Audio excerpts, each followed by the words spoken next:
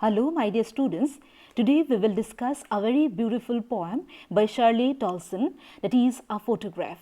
Shirley Tolson, she was a British poet who preferred to write social history of countryside.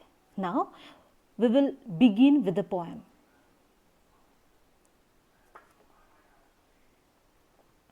A photograph. The cardboard shows me how it was when the two girl cousins went paddling, each one holding one of my mother's hands, and she, the big girl, some 12 years or so. The photograph, this poem, is a tribute to poet's mother. Here in the poem, we will get a sense of reminiscing, we will get a sense of nostalgia, we will get a sense of treasured memories, we will get also a sense of loss. Here, the poet has mentioned one of the facts of human existence, that we are not permanent. এই কবিতাটোৰ মাজেৰে কবিয়ে অতীত ৰোমন্থন কৰিছে, আমাৰ অতীতৰ মধুৰ মুহূৰ্তবোৰ কেনেকৈ আমি সংৰক্ষণ কৰি ৰাখিছোঁ তাৰ বিষয়ে কৈছে।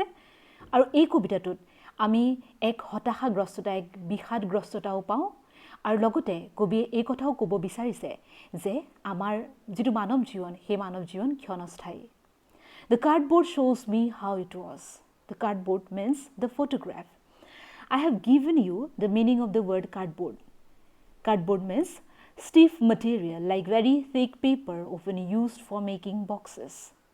In this poem, cardboard refers to the photograph. The cardboard shows me how it was. From the cardboard, the poet gets to know what is there in the photograph. When the two girl cousins went paddling. আৰু সেই ফটোগ্ৰাফখন চাই পেলাই কবিয়ে গম পাইছে যে কি হৈছে ফটোগ্ৰাফখনত, আৰু two girl cousins went paddling. এই ফটোগ্ৰাফখনত three girls are there. One is of course the mother of the poet, and the two other girls are the cousins of poet's mother. এই ফটোগ্ৰাফখনত তিনিগৰাকী ছোৱালীৰ কথা আছে, আৰু এগৰাকী হৈছে পয়েটৰ মাতৃ, কবিগৰাকীৰ মাতৃ, আৰু বাকী দুগৰাকী হৈছে কবিগৰাকীৰ মাতৃৰ সম্বন্ধীয় ভনীয়েক। আৰু I have also written down the meaning of the word paddling here. Paddling means to propel something through water with a paddle, hands, etc. Each one holding one of my mother's hands. In the poem, both the cousins, they were holding one of the hands of poet's mother. আৰু এই ফটোখনত পয়েটৰ মাকৰ সেই সম্বন্ধীয় দুইগৰাকী ভনীয়েকে মাকৰ হাতখন খামুচি আছে। She, the big girl, some 12 years or so. And here, the mother of the poet has been mentioned as the big girl. Actually, she is not very old in this photograph. She is only 12 years old. But in the poem, she has been mentioned as the big girl. Why? Because in the photograph, there are three girls, and the mother of the poet is the eldest of all the three girls. যদিও পয়েটৰ মাক সেই সময়ত ফটোগ্ৰাফখন তোলাৰ সময়ত মাত্ৰ 12 বছৰীয়া আছিল, 12 বছৰীয়া এগৰাকী কিশোৰী আছিল, তথাপিও মাকক কিয় বিগ গাৰ্ল বুলি কৈছে? কাৰণ ফটোখনত থকা বাকী কেইগৰাকী ছোৱালীতকৈ মাকেই আছিল ডাঙৰ। All three stood still to smile through their hair at the uncle with the camera. A sweet face, my mother's, that was before I was born, and the sea, which appears to have changed less, washed their terribly transient feet. All three, that means all the three girls, poet's mother and two of her cousins, they stood still.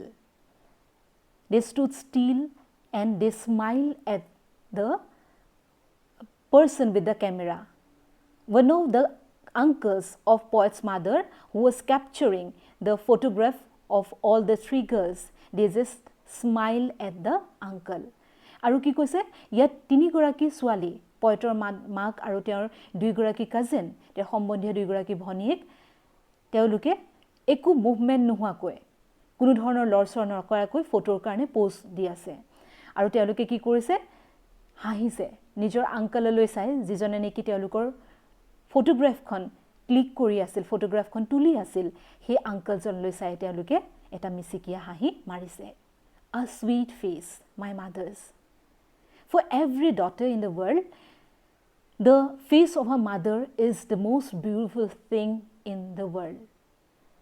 So প্ৰত্যেকগৰাকী জীয়েকৰ কাৰণে নিজৰ মাকৰ মুখখন খুব ধুনীয়া গতিকে ইয়াত here in the poem the poet finds her mother's face very sweet, very beautiful.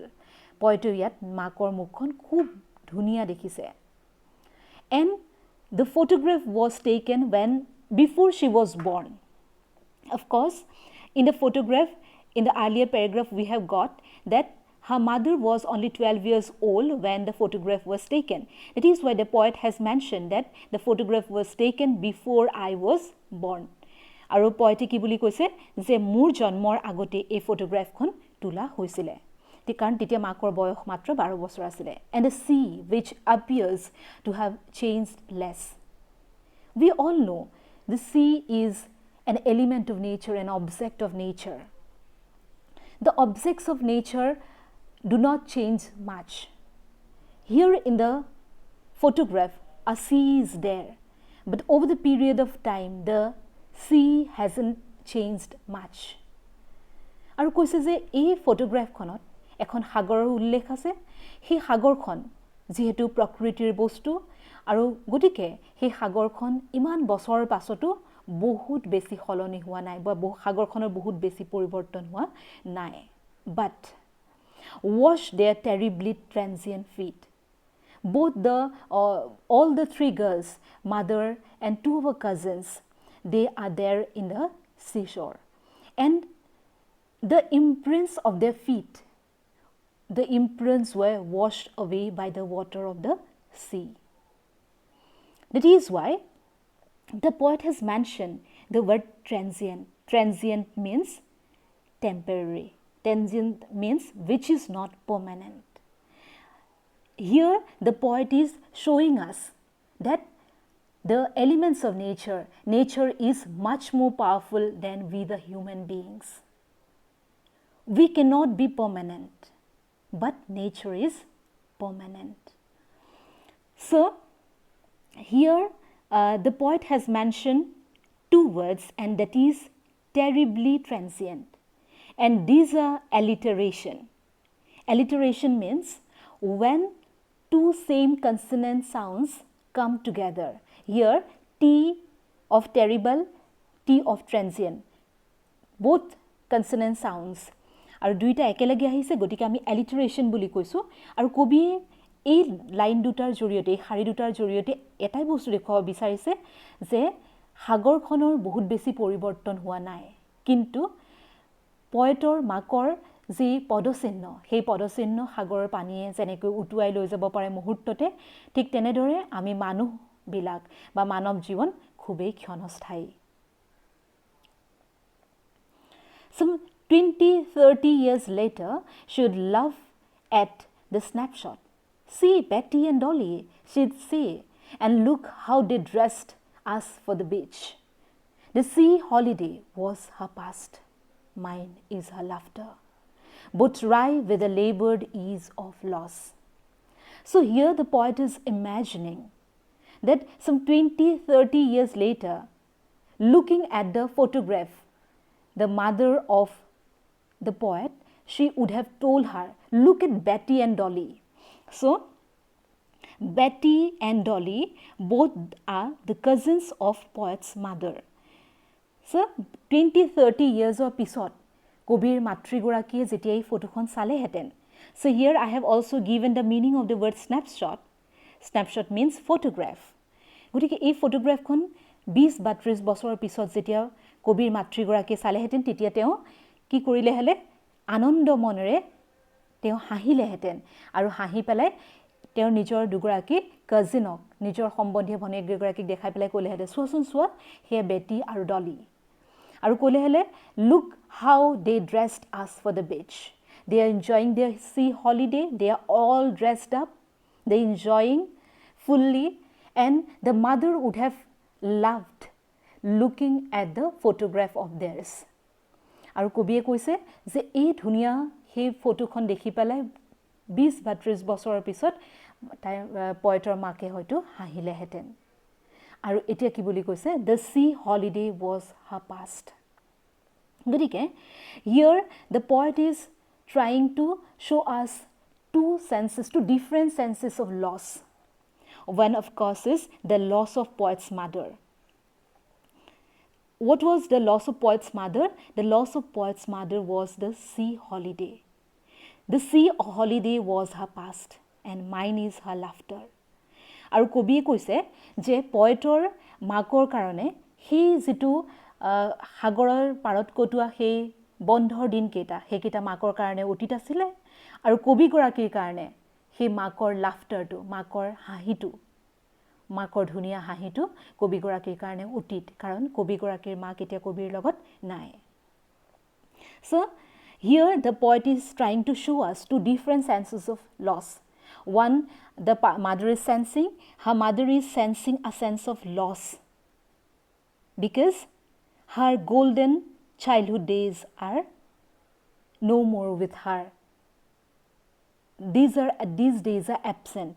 গতিকে এতিয়া মাকে কিয় দুখ কৰিলেহেঁতেন তেওঁৰ সেই মধুৰ অতীতৰ মুহূৰ্তবিলাক এতিয়া তেওঁৰ লগত নাই গতিকে মাকে সেই কথাটো লৈ দুখ কৰিলেহেঁতেন আৰু মাইন ইজ আ লাফটাৰ আৰু পয়েটৰ কাৰণে পয়েট কিয় বিষাদগ্ৰস্ত হৈছে because she wants to see the laughter of a mother again পয়েটে নিজৰ মাকৰ সেই মধুৰ হাঁহিটো সেই ধুনীয়া হাঁহিটো আকৌ এবাৰ চাব বিচাৰে কিন্তু পয়েটে চাব পৰা নাই কাৰণ হাৰ মাদাৰ ইজ নো মোৰ শ্বি ইজ ডেড এতিয়া মাক তেওঁৰ লগত নাই মাকৰ মৃত্যু হৈছে গতিকে both rye with the labored ease of loss. Again, I have written down the meaning of the word rye. Rye means showing that you are disappointed or annoyed. So, both rye with the labored ease of loss. Both means the mother of the poet and the poet herself. And they are disappointed. Why? Because they have lost something. What? One has lost her golden past and the other has lost the laughter of her mother. So, with the labored ease of loss. So, again, this is labored ease, oxymoron. Labored means for which we have to effort much and ease means for getting something which we do not have to struggle much. So, though the poet had labored much, she had put her effort, all effort, to make her mother's laughter permanent. But loss was inevitable. But she couldn't keep her mother forever with her. Kintu কবিয়ে নিজৰ মাতৃক নিজৰ লগত সদায় কাৰণে চিৰদিনৰ কাৰণে কেতিয়াও ৰাখিব নোৱাৰিলে গতিকে লেবাৰ্ড ইজ অফ লছ হে কবি এটা বিষাদগ্ৰস্ততা এটা ক্ষতিৰ বোধ কবিয়ে কৰিছে Now she has been dead nearly as many years as that girl lived. And of that circumstance, there is nothing to say at all. It's silences. So, I have already told you that the poet's mother is no more. She has gone to her heavenly abode. So, the poet is saying, যে কবিৰ মাতৃগৰাকী এতিয়া নাই তেওঁ নিজৰ পৰলোক তেখেতৰ পৰলোক প্ৰাপ্তি ঘটিছে গতিকে কবিয়ে কৈছে যে এই যেটো ঘটনা বা এই যেটো পৰিঘটনা সেই ঘটনাটোৰ বিষয়ে মোৰ ক'বলৈ আৰু একো নাই I have nothing to say. It's silences. গতিকে the poet is completely silent because the most beloved mother of ours is no more. কাৰণ কবিৰ মাকগৰাকী এতিয়া তেওঁৰ লগত নাই গতিকে এতিয়া কেৱল নিস্তব্ধতা নীৰৱতাই বিৰাজ কৰিছে গতিকে এই কবিতাটো আমি তিনিটা ভাগত বিভক্ত কৰিব পাৰো প্ৰথম ভাগটোত কবিয়ে কবিৰ মাতৃ যেতিয়া 12 বছৰ আছিল সেই সময়খিনিৰ কথা লিখিছে আৰু সেই সময়ত কবিৰ মাতৃৰ এখন ফটোগ্ৰাফ তোলা হৈছিল আৰু পিছৰ প্যাৰাগ্ৰাফটোত কবিৰ মাতৃৰ 20-30 বছৰ পিছত সেই ফটোগ্ৰাফখন তোলাৰ 20-30 বছৰৰ কথা লিখিছে যেতিয়া কবিৰ জন্ম হৈছে কবিৰ মাকে সেই অতীত ৰোমন্থন কৰি হাঁহিছে আৰু তাৰ পিছৰ প্যাৰাগ্ৰাফটোত বা তাৰ পিছৰ পৰ্যায়ত কবিয়ে সেইখিনি পৰিঘটনা বা সেইখিনি ঘটনাৰ কথা উল্লেখ কৰিছে যেতিয়া কবিৰ মাতৃ তেওঁৰ লগত নাই গতিকে এইখিনি আছিল কবিতাটোৰ মূল কথা আৰু এই ভিডিঅ'টো চোৱাৰ কাৰণে সকলোলৈকে ধন্যবাদ।